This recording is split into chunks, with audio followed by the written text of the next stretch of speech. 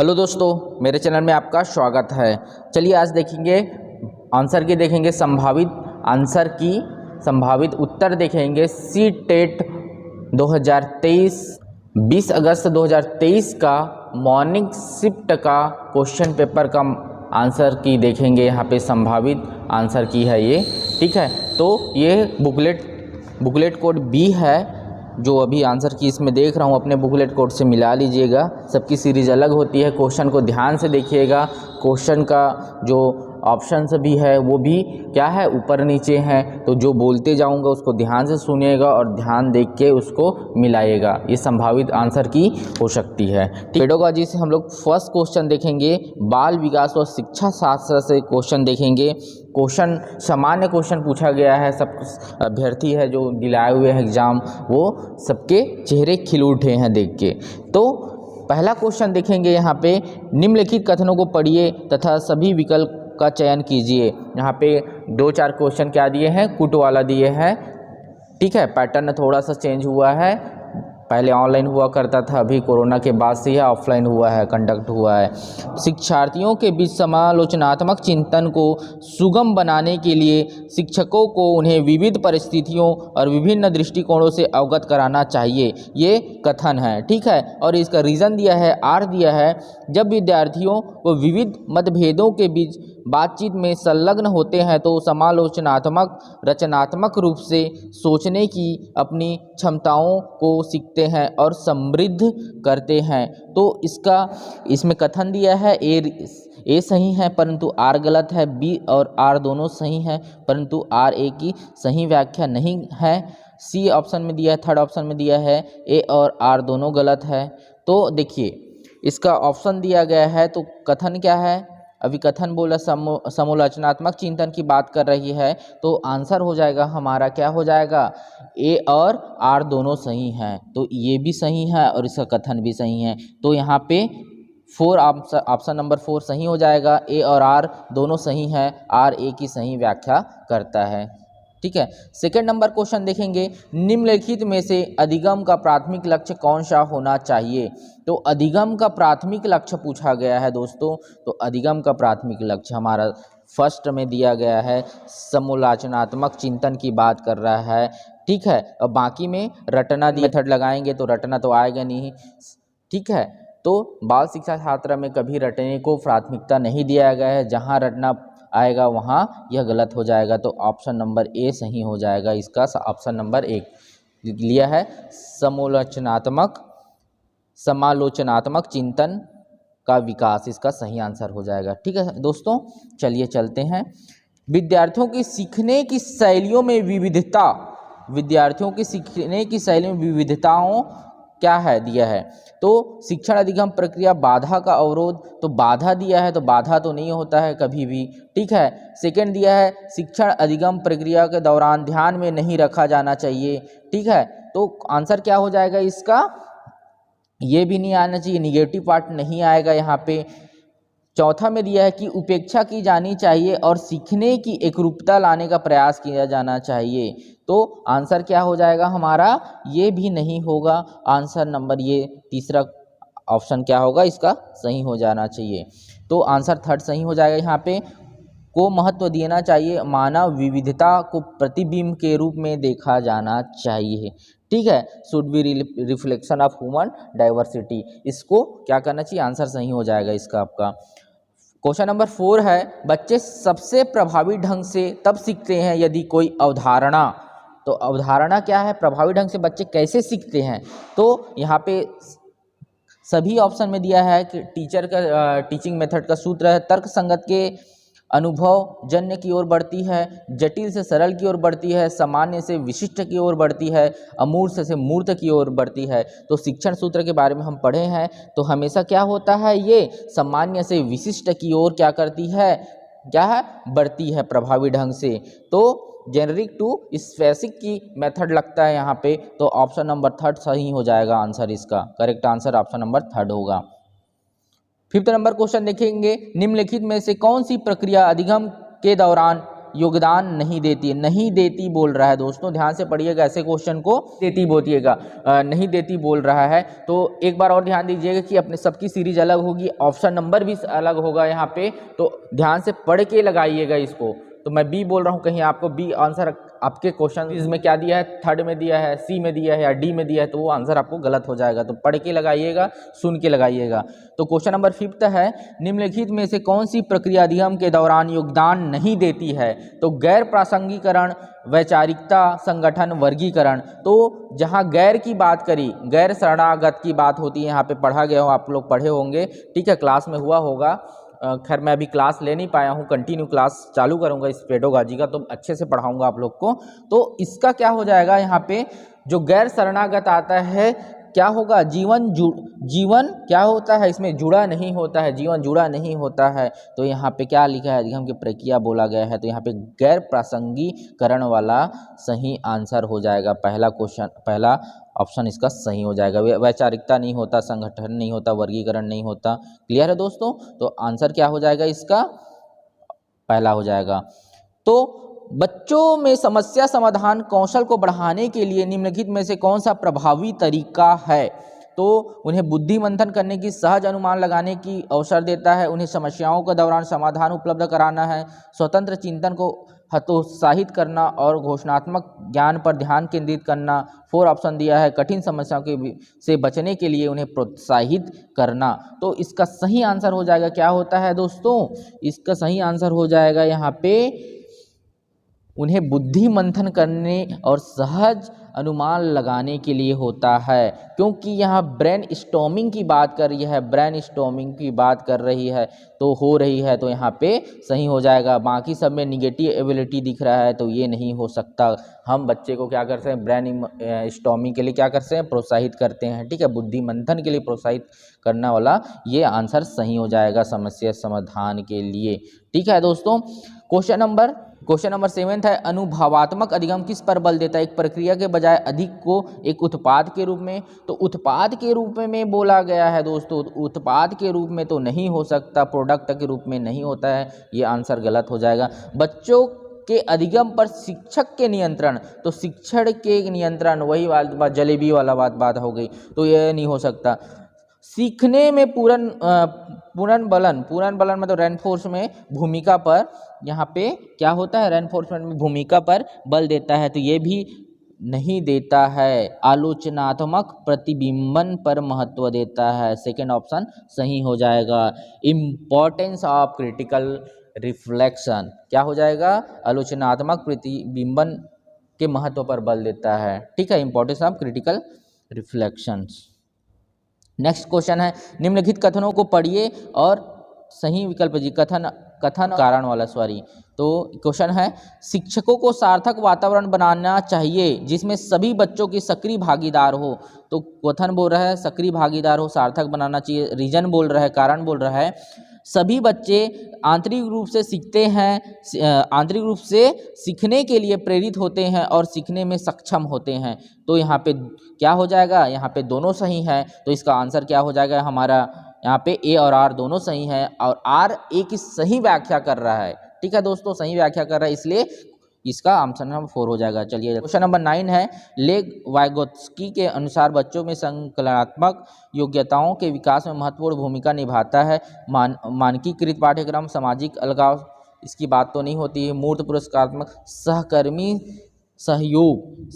सहयोग मतलब क्या होता है, पीयर कोलैबोरेशन। तो पीयर कोलैबोरेशन मतलब यहाँ पे सहपाठी पढ़ते रहते हैं, मित्र है, उसकी बात हो रही है, तो इसका आंसर हो जाएगा सहकर्मी सहयोग। ठीक है दोस्तों, ले वाइगोत्स्की के सिद्धांत के अनुसार आंतरिक वाक मतलब प्राइवेट बात क्या होगी, प्राइवेट स्पीच बोला जाता है इसको, प्राइवेट बात या प्राइवेट स्पीच या खुद से बात करना। तो इसके अंतर्गत आता है बच्चों के लिए काल्पनिक दोस्त के साथ संप्रेषण करने का तरीका। इसका आंसर हो जाएगा, क्या हो जाएगा, इसका ऑप्शन नंबर 3 सही होगा, बच्चों के लिए काल्पनिक दोस्त के साथ संप्रेषण करने का तरीका। ठीक है, तो ये गलत हो जाएगा। ठीक है, क्वेश्चन 4 वर्ष की अपर्णा कहती कि एक बटन जिंदा है क्योंकि यह उसकी शर्ट को एक साथ बांधने में मदद करता है। जीन पियाजे के अनुसार उसकी सोच की विशेषता है? तो परिकल्पित निगमनात्मक चिंतन, दूसरा दिया केंद्रीयन, तीसरा थर्ड दिया है पारगमनात्मक और फोर्थ दिया है जीववादी चिंतन। ठीक है दोस्तों, तो ऐसी बात करे जाए जो निर्जीव वस्तु है, ठीक है, और उसमें बच्चे जो रहते हैं तो एनिमिज्म की बात होती है, एनिमिज्म की बात होती है, ठीक है, तो इसको बोला जाता है जीववादी। जैसे बच्चे रोते रहते हैं, हम पैर पटक के उसको मार देते हैं, बच्चे बोलते हैं ऐसे पैर पटकते हैं, ठीक है, बच्चे को कहीं पे चोट आ गई, कहाँ पे चोट आई, कहाँ पे चोट आई, वहाँ पे 2 बार हम क्या करते हैं ऐसे चाटा लगा देते हैं तो बच्चे स्माइल देने लगते हैं। तो वही बात हो रही है यहाँ पे, इसलिए एनिमिस्टिक थिंकिंग की बात हो रही है, यह जीववादी चिंतन होगा दोस्तों, इसको एनिमिस्टिक थिंकिंग बोलते हैं। ठीक है दोस्तों, क्वेश्चन नंबर 12 है, शैशवावस्था में समाजीकरण की खालिस्तान संस्थाएं प्रमुख रूप से महत्वपूर्ण है, जबकि प्रारंभिक बाल्यावस्था में समाजीकरण की खालिस्तान संस्थाएं भी महत्वपूर्ण हो जाती है। इसका सही आंसर हो जाता है शैशवावस्था में समाजीकरण खालिस्तान संस्था होती है, प्राथमिक संस्था होती है दोस्तों। सही लगाया है दोस्तों ने। पहला क्या होता है, प्राथमिक होता है शैशवावस्था में समाजीकरण, फिर क्या होता है, जबकि प्रारंभिक बाल्यावस्था में समाजीकरण की खालिस्तान संस्थाएं महत्वपूर्ण होती है तो माध्यमिक संस्थाएं महत्वपूर्ण होती है। तो ऑप्शन नंबर 4 इसका सही आंसर हो जाएगा। लेव वाइगोत्स्की के अनुसार भाषा विकास संज्ञानात्मक विकास को सुगम बनाता है, सेकंड दिया है, ठीक है, तो इसका क्या हो जाएगा, लेव वाइगोत्स्की के अनुसार क्या हो जाता है, पहला ही ऑप्शन इसका सही लग रहा है, बाकी में गलत है। भाषा विकास संज्ञानात्मक विकास एक दूसरे से स्वतंत्र है, ये तो नहीं है स्वतंत्र, पारस्परिक कारण विकास प्रभावित करने के, परंतु संज्ञानात्मक विकास नहीं है, ये निगेटिव एबिलिटी तो आएगा नहीं। संज्ञानात्मक विकास भाषा विकास के सुगम बनाता है, ये भी नहीं आएगा, तो पहला आंसर इसका सही हो जाएगा। भाषा विकास संज्ञानात्मक विकास को सुगम बनाता है, भाषा जो विकास है हमारा कॉग्निटिव डेवलपमेंट को क्या करता है, सुगम बनाता है। ठीक है दोस्तों, ये आंसर हो जाएगा। 40 नंबर क्वेश्चन देखते हैं, लॉरेंस कोहलबर्ग के नैतिक तर्क किस स्तर पर बच्चे का आमतौर पर मानते हैं कि लोगों को समाज की अपेक्षाओं पर खरा उतरना चाहिए और अच्छे तरीकों से व्यवहार करना चाहिए। अच्छे तरीकों की बात की है दोस्तों, एक आंसर यहाँ पे आपको क्या मिल जाएगा, यहाँ पे जीन पियाजे का मिल जाएगा, हमेशा देता है कन्फ्यूजन क्वेश्चन। तो इनका सही आंसर हो जाएगा पारंपरिक स्तर। पारंपरिक स्तर को ही बोला जाता है कन्वेंशनल लेवल। ठीक है दोस्तों, इसमें क्या होता है, अच्छा लड़का अच्छी लड़की, ऐसे इसके बारे में जानकारी होती है। जब इसको पढ़ोगे, कोहलबर्ग का लेवल पढ़ोगे, ठीक है, तो आपको इसमें पता चल जाएगा। ठीक है, बाकी आपको जीन पियाजे का दिया है, तो आंसर नंबर यहाँ पे सेकंड ऑप्शन सही हो जाएगा।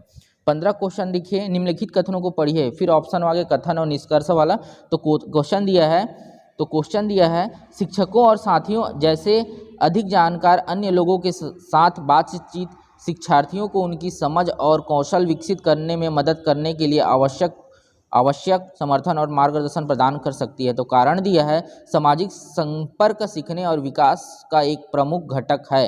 तो ए सही है परंतु आर गलत है। तो क्या हो जाएगा, ए और आर दोनों सही है परंतु आर ए की सही व्याख्या नहीं करता है। तो इसका सही आंसर हो जाएगा यहाँ पे तो पहला तो सही है, बट सेकंड क्या है, दोनों भी सही है, लेकिन दोनों आर भी सही है। ठीक है, सामाजिक संपर्क में सीखने और विकास का एक प्रमुख कारण है, ये भी सही रीजन है, और कथन भी सही है, लेकिन सेकंड जो रीजन है पहले की व्याख्या नहीं कर पा रहा है दोस्तों, क्लियर नहीं कर पा रहा है, इसलिए क्वेश्चन ऑप्शन नंबर 2 सही हो जाएगा इसका। ठीक है, 16 नंबर क्वेश्चन देखेंगे, अधिगम के लिए आकलन का मुख्य लक्ष्य क्या है?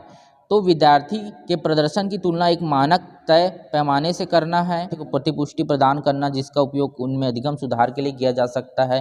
तो यहाँ पे साफ साफ दिख रहा है ऑप्शन फर्स्ट, थर्ड और फोर्थ नहीं हो सकता है, ग्रेड वाला काम नहीं हो सकता है। आकलन करेंगे, ठीक है, असेसमेंट करेंगे तो विद्यार्थियों को फीडबैक लेना, ठीक है, जिसका अधिगम सुधार के लिए आवश्यक है। तो एक पॉजिटिव आंसर ये होगा हमारा।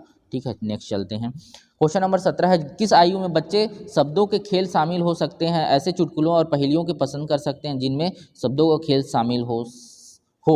तो क्वेश्चन देखिए दोस्तों, इसमें ऑप्शन नंबर दिया है 7 वर्ष, 3 वर्ष, 12 वर्ष, 1 वर्ष। तो इसमें क्या होता है, इसमें 2 ऑप्शन सही लग रहा है, मेरे हिसाब से 2 ऑप्शन सही लग रहा है। बात करें तो क्या हो जाएगा, यहाँ पे 3 ईयर भी हो सकता है और 7th ईयर। ठीक है, वर्ष तो नहीं होगा और 1 वर्ष नहीं होगा, तो 3 वर्ष और 7 वर्ष। अब आयोग क्या आंसर लेता है यहाँ पे वो देखने लायक होगा। क्योंकि 12 नंबर क्वेश्चन है, कैरल गेलिगन ने कोहलबर्ग के नैतिक विकास सिद्धांत का आलोचना की है कि किस बेसिस पे आलोचना की है। तो कैरल गेलिगन क्या था, कोहलबर्ग का स्टूडेंट था, खुद इन्होंने क्या किया था, इस पे क्या किया, आलोचना के लिए विकास की आलोचना की थी। कौन से विकास की आलोचना की थी और किस बेसिस पर की थी। यह केस अध्ययन के अनुसार पद्धति के रूप में उपयोग करने के लिए। दूसरा दिया है, आनुवांशिक कारकों को पर्याप्त महत्व न देने पर सामाजिक संज्ञानात्मक दृष्टिकोण से और नारीवाद दृष्टिकोण से। तो कैरल गेलिगन ने कोहलबर्ग के नैतिक विकास का आलोचना नारीवादी दृष्टिकोण के लिए किया गया था। ये बार बार पूछा जाता है, नारीवादी दृष्टिकोण के लिए आलोचना किया गया था। ठीक है, इसी का स्टूडेंट है कोहलबर्ग का ये। ठीक है दोस्तों, नेक्स्ट क्वेश्चन चलते हैं। 19 नंबर क्वेश्चन है, जीन पियाजे के अनुसार पूर्व संक्रियात्मक चिंतन की मुख्य विशेषताओं में से एक है, खालिस्तान है, जो किसी स्थिति के एक पहलू पर ध्यान केंद्रित करने और दूसरों की उपेक्षा करने की प्रवृत्ति को संदर्भित करता है। तो पारगमन, विकेंद्रीयन, कारण परिणाम का विश्लेषण, केंद्रीयन। तो इनका सही आंसर क्या हो जाएगा दोस्तों, क्या हो जाएगा, इनका सही आंसर हो जाएगा केंद्रीयन, विकेंद्रीयन नहीं होगा।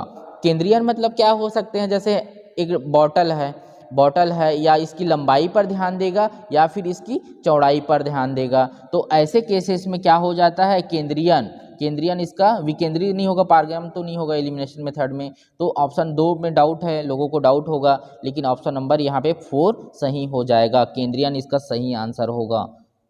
ठीक है दोस्तों, क्वेश्चन नंबर 20 है, प्रतिभावान बच्चों को शिक्षित करने का उपागम जो उन्हें असामान्य रूप से तीव्र गति से पाठ्यचर्या के माध्यम से आगे बढ़ाता है, क्या कहलाता है। विसर्जन, त्वरण, विभेदी निर्देशन, संवर्धन। तो संवर्धन की बात होगी यहाँ पे, संवर्धन को बोलेंगे यहाँ पे इनरिचमेंट।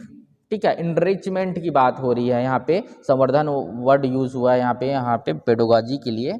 तो तीव्र गति क्या करते हैं यहाँ पे, प्रतिभावान बच्चे जो होते हैं उसके उपागम को, ठीक है, जो गिफ्टेड चिल्ड्रन होते हैं, ठीक है, उनके अप्रोचेस को, ठीक है, इनके माध्यम से क्या करते हैं, आगे बढ़ाने का काम करते हैं, उसे संवर्धन बोला जाता है।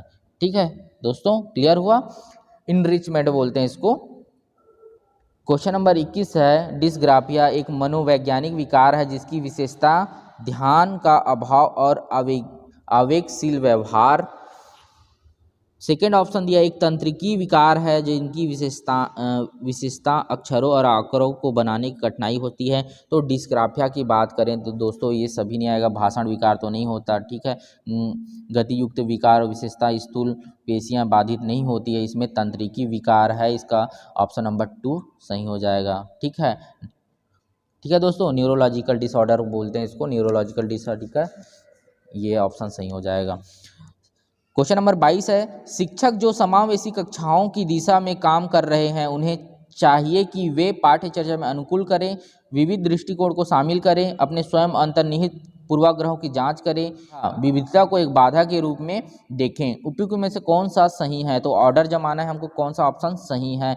तो यहाँ पे 4th वाला ऑप्शन क्या है, यहाँ पे 4th बाधा वाला, तो निगेटिव वाला नहीं आएगा यहाँ पे, तो ये गलत हो जाएगा। 1 2 3 जो सही होगा वही आंसर सही हो जाएगा हमारा। ठीक है दोस्तों, ऑप्शन नंबर 4 यहाँ पे सही हो जा रहा है। तो क्वेश्चन नंबर 23, हार्वर्ड गार्डनर के अनुसार एक दर्शन शास्त्री के पास खालिस्तान प्रकार की बुद्धि और मूर्तिकार के पास खालिस्तान प्रकार की बुद्धि की मात्रा अधिक होती है। तो बुद्धि की मात्रा पूछा गया है दोस्तों यहाँ पे। ठीक है, तो यहाँ पे क्या हो जाएगा, यहाँ पे अंतः व्यक्ति द्विस्थान। तो ऑप्शन नंबर 2 यहाँ पे सही होगा। अंतर वैयक्तिक तो नहीं होता, अंतः व्यक्ति। ठीक है, इनर की बात कर रहे हैं। तो हम जो मूर्तिकार रहते हैं तो एक जगह क्या रहता है, जगह फिक्स्ड रहता है, आँख एक जगह लगेगा, नाक एक ही जगह होगा, कान एक ही जगह होगा। तो ऐसे सिचुएशन में क्या होगा, यहाँ पे हो जाता है इंट्रापर्सनल सेप्टल।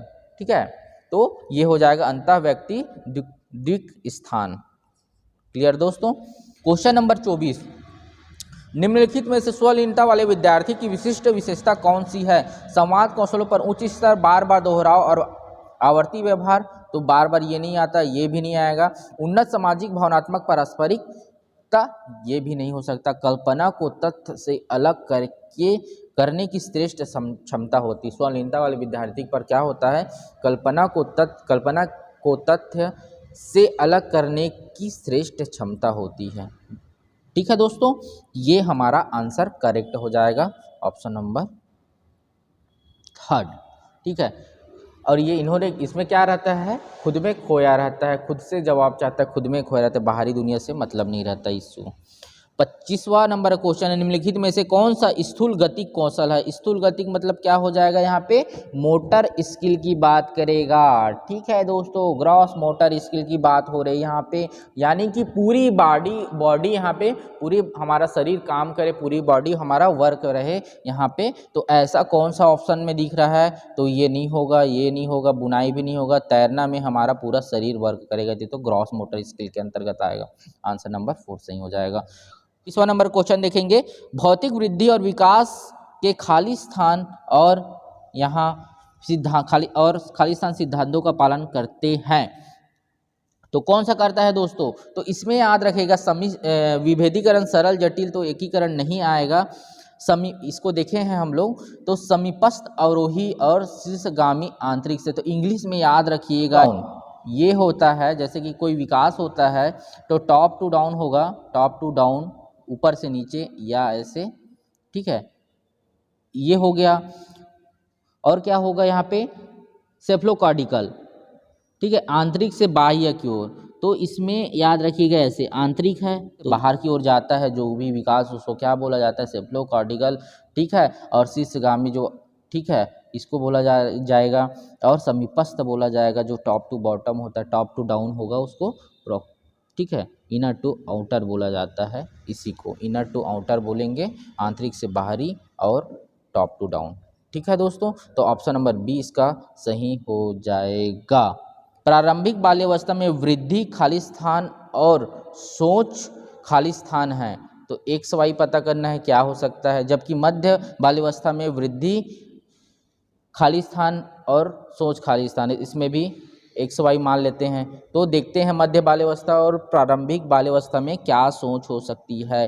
तो ये जिसने लगाया है वो गलत लगाया है, ये तो नहीं। धीमी, तो कभी भी वृद्धि धीमी नहीं होती है, स्थिर हो सकती है। ठीक है, धीमी कभी नहीं होती है, ठीक, स्थिर बोल सकते हैं। अच्छा, ठीक है, कुछ हद तक आत्मकेंद्रित, स्थिर एवं तार्किक, ये नहीं होगा। तो इस सेकेंड ऑप्शन सही है। इसका क्या दिया है, स्थिर है, तार्किक है, तो पहले स्थिर होगा यहाँ पे, प्रारंभिक में वृद्धि स्थिर रहेगी, सोच तार्किक, ठीक है, और फिर धीमी होगी, और फिर क्या होगा, आत्मकेंद्रित होगा। तो ये ऑप्शन सूटेबल है इसका। ठीक है, 28 नंबर क्वेश्चन देखेंगे, निम्नलिखित में से कौन सा एक ऐसे प्रश्न का उदाहरण है जो जिसमें विद्यार्थियों को अपनी सोच पर विचार करने की आवश्यकता होती है। कक्षा की शुरुआत की क्रियाओं के उपयोग के बारे में आपकी समझ कैसी बदली, ये है। और बाकी सब चीज़, यही ऑप्शन करेक्ट है इसका, यहीं से दिख रहा है। संज्ञा ये नहीं हो सकता, बीच में अंतर नहीं हो सकता। आप क्रिया वर्तमान काल से कैसे बदल सकते, ये भी नहीं हो सकता। तो ऑप्शन इसका क्या हो सकता है, फर्स्ट ऑप्शन करेक्ट हो जाएगा। ठीक है दोस्तों, चलिए चलते हैं। क्वेश्चन नंबर 29वां है, निम्नलिखित में कौन सा निम्नलिखित में से कौन सा विफलता के लिए आंतरिक आरोपण का एक उदाहरण है। तो मैं परीक्षा में फेल हो गया क्या, क्योंकि मेरे दोस्त मेरा ध्यान भटका रहे थे। ये नहीं हो सकता, कोई बाहरी कारण है, ये आंतरिक पूछा है। इनर जो आता है वो आंतरिक है, और जो बाहर से लिया गया है वो बाह्य होता है। जैसे कोई दोस्त मोटिवेट कर दिए, ये करना है वो करना है, तो ये बाह्य कारण हो जाएगा। आंतरिक खुद से आते हैं, अंदर से, तो खुद का रीजन ऐसे सूटेबल आंसर में होगा जिससे आप कर सकते हो। तो यहाँ पे है, मैं परीक्षा में फेल हो गया क्योंकि मैंने पर्याप्त पढ़ाई नहीं की, तो ये आंसर करेक्ट हो जाएगा, क्योंकि खुद पे हो रहा है, अंदर से आ रहा है कि मैंने पढ़ाई नहीं की, तब क्या हो गया, फेल हो गया। तो ये आंतरिक कारण का रीजन। क्वेश्चन नंबर कारण वाला है। तो कथन में दिया है, बहुत कम उम्र में दुनिया भर में अधिकांश संस्कृतियों में लड़कियां गुड़िया को खिलौने के रूप में चुनती है, जबकि लड़कों कारों के साथ खेलना पसंद करते हैं। सही है, कथन भी करेक्ट कथन है। कारण देखते हैं, बच्चे किसी विशेष संस्कृति की अपेक्षाओं के आधार पर एक लड़के या लड़की के लिए क्या उपयुक्त माना जाता है इसके बारे में जानकारी व्यवस्थित करते हैं और उसके अनुसार व्यवहार करते हैं। तो ये भी करेक्ट है। तो ऑप्शन देखते हैं, ए और आर दोनों सही हैं। आर और ए की सही व्याख्या कर रहे हैं, तो ये वाला ऑप्शन सही हो जाएगा, फोर्थ वाला इसका करेक्ट आंसर हो जाएगा।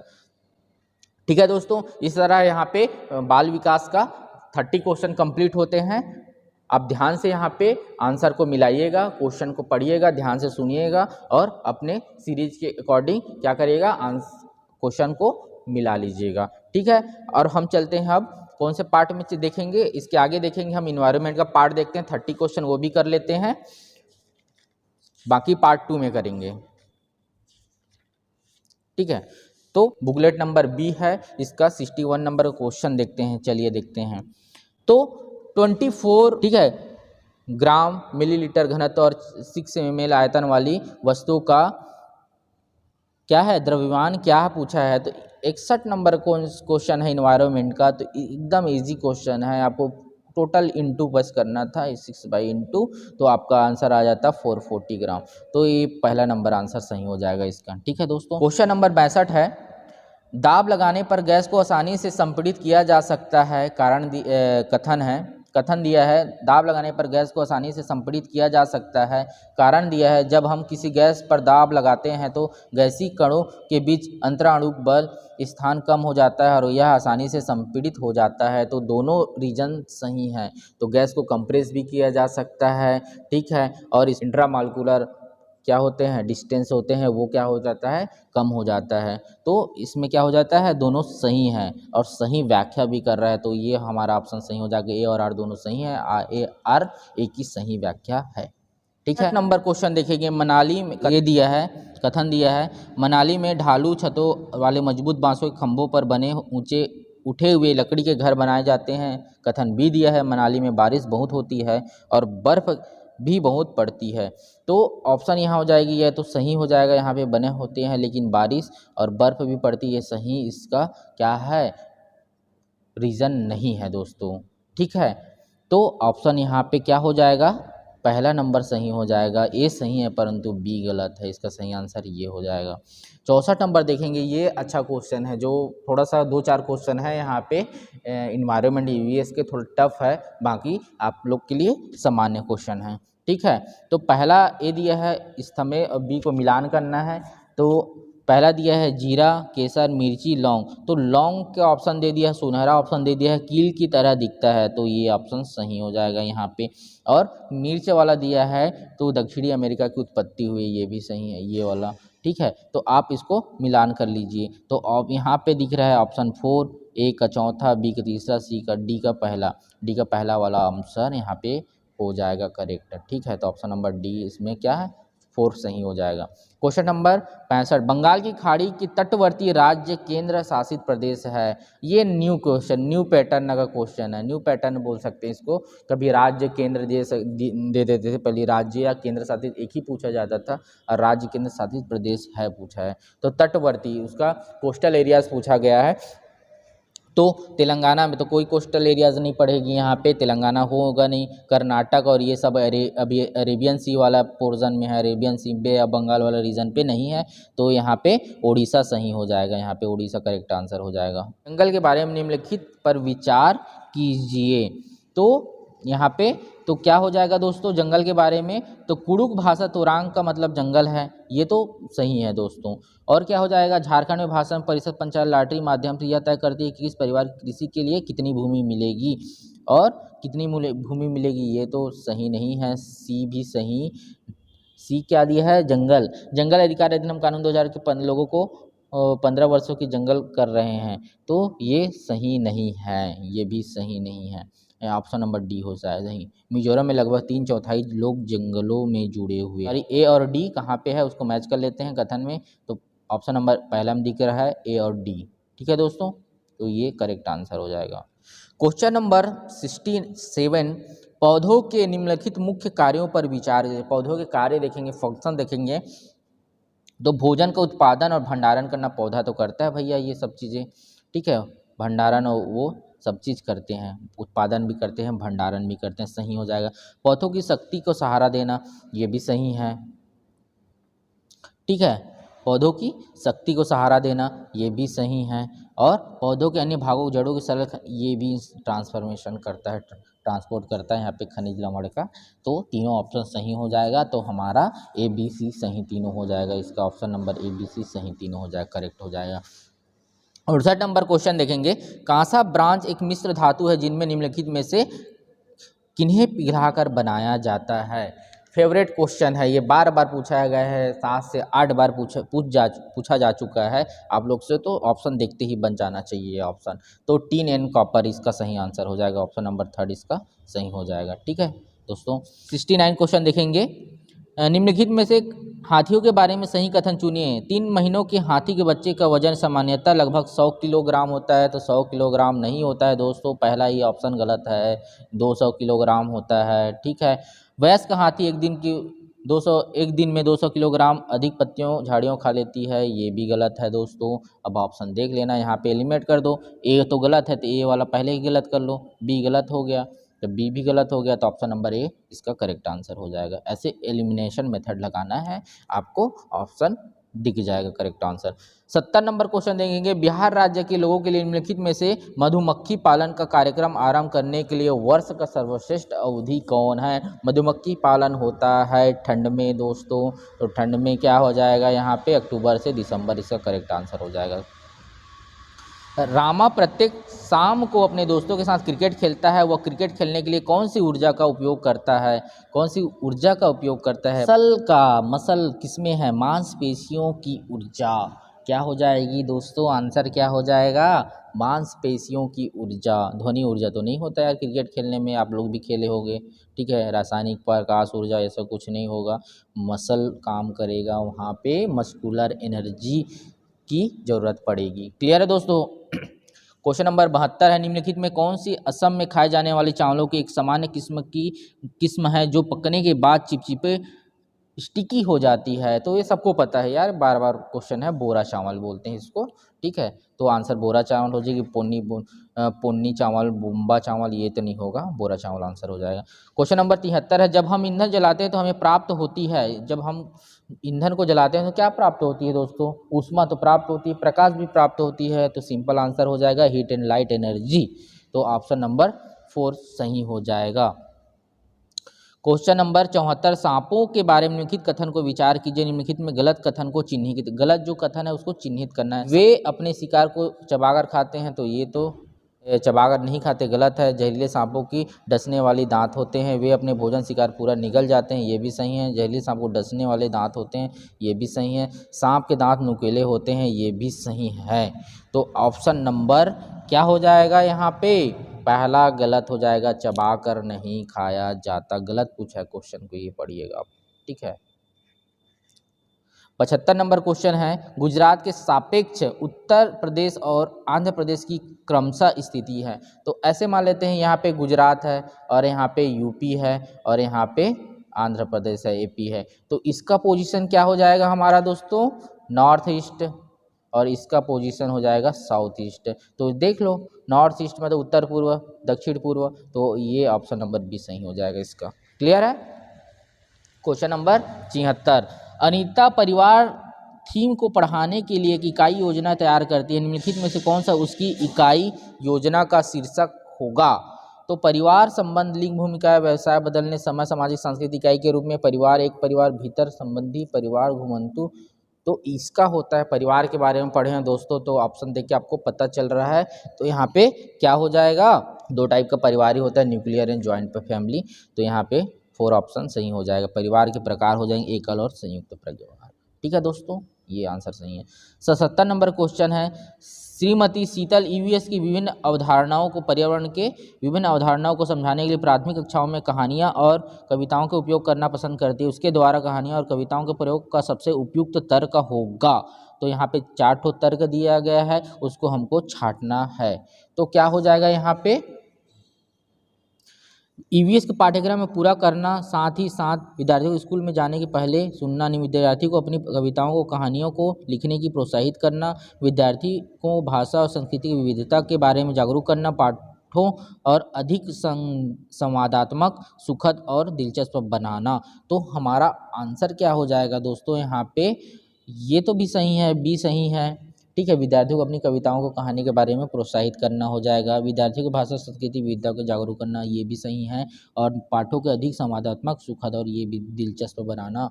तो ये तीनों ऑप्शन सही है। हमारा जो ऑप्शन में होगा हम करेक्ट कर लेंगे। देखते हैं दूसरा ऑप्शन में मैच खा रहा है, तो बी और सी और डी इसका सही आंसर हो जाएगा। क्वेश्चन नंबर 78, निम्नलिखित में से कौन सा विकल्प कक्षा पहली और पाँचवीं तक ईवीएस पढ़ाने का मुख्य उद्देश्य है? तो अब बताइए, मेरा पहला 5वीं तक पढ़ाने का मुख्य उद्देश्य क्या हो जाएगा? विद्यार्थियों को कक्षा के अधिगम और स्कूल के बाहर के जीवन जोड़ने को मदद करना, स्कूल मूल अवधारणाओं के गहन करना, ये नहीं आएगा। मूल अवधारणा गहन नहीं आएगा, क्रियाकलाप पर नहीं आएगा। मिडिल स्तर, विद्यार्थियों को मिडिल स्तर पर विज्ञान पढ़ाने के लिए तैयार करना, ये नहीं आएगा। कभी भी आएगा ऐसे क्वेश्चन हो जाएगा, विकल्प आएगा 1, 4। तो यहाँ पे तो एनसीएफ की तरह, एनसीएफ के बारे में तो जानते हैं, बच्चों को क्या करना चाहिए, बाहरी वातावरण से जोड़ना चाहिए, बाहरी दुनिया से जोड़ना चाहिए, रियल सिचुएशन से क्या करना चाहिए, अवगत कराना चाहिए। तो ये बाहर जीवन से जोड़ने वाला, मदद वाला ऑप्शन यहाँ पे पहला ऑप्शन सही हो जाएगा। क्वेश्चन नंबर 79 है, ईवीएस को सीखने के लिए अवलोकन, पहचान, वर्गीकरण आदि संबंधित प्रक्रिया कौशल के उन्मुख होने की आवश्यकता। उन्मुख बोला गया है दोस्तों, देखिएगा, उन्मुख होने की बात किया गया है। कारण दिया गया है, विभिन्न प्रक्रिया कौशल प्राप्त करने के माध्यम से ईवीएस के सीखने और परिणाम को हासिल करने की संभावना होती है। तो यहाँ पे ऑप्शन नंबर क्या दिया गया है, फिर वही है, कारण है। कारण और रीजन वाला कथन भी सही है और रीजन भी सही है और सही व्याख्या भी कर रहा है। यहाँ पे विभिन्न कौशल प्राप्त करने के लिए ईवीएस के सीखने के लिए परिणामों को हासिल करना संभावना होती है, सही रीजन है इसका, ये भी सही है, दोनों सही है। तो आंसर नंबर ये 4 सही हो जाएगा। ए और आर दोनों सही है, आर ए की सही व्याख्या है। ठीक है, क्वेश्चन नंबर 80, एक ईवीएस शिक्षक को योगात्मक मूल्यांकन के लिए प्रश्न पत्र तैयार करते समय खाली स्थान पर जोर देना चाहिए। प्रश्न पत्र की लंबाई, कुल अंक, प्रश्न पत्र कुल अंक और सामग्री कवरेज, प्रश्न पत्र की लंबाई और उद्देश्य, प्रश्न पत्र की सामग्री कवरेज और उद्देश्य। तो इसका सही आंसर हो जाएगा, ठीक है, ये तो कुल अंक नहीं आएगा, कवरेज नहीं आएगा, उद्देश्य नहीं आएगा। तो यहाँ पे प्रश्न पत्र की सामग्री, प्रश्न पत्र की जो रहेगा सामग्री रहेगा, ऑब्जेक्टिव्स रहेंगे, ठीक है, और क्वेश्चन पेपर पर ध्यान देना चाहिए। ऑप्शन नंबर 4 सही हो जाएगा। एक ईवीएस शिक्षक कक्षा में एक प्रयोग प्रदर्शित करता है जिसमें एक अंडा पानी के गिलास में डूब जाता है लेकिन पानी के में नमक मिलाने पर तैरता है। विद्यार्थियों की पूछताछ के लिए वह निम्नलिखित में से कौन सी सबसे उपयुक्त व्याख्या, एक्सपेरिमेंटल मेथड है, ये एक्सपेरिमेंट करके दिखा रहा है क्लास में और टीचर बोल रहा है कि अंडा डूब जाता है बट नमक डालने पर क्या हो जाती है, वो तैरने लगती है सरफेस पे। तो यहाँ पे ऑप्शन अलग अलग नमक के साथ प्रयोग और अवलोकन करें आप उच्च कक्षाओं में, तो ये यहाँ पे पानी का डेंसिटी आएगा, सीधी सी बात, पानी के डेंसिटी के आंसर ये गलत है, ये गलत है, ये पानी के डेंसिटी के कारण क्या होता है, यहाँ पे जो एग होता है वो तैरने लगता है। तो ये ऑप्शन ये हो जाएगा। ठीक है,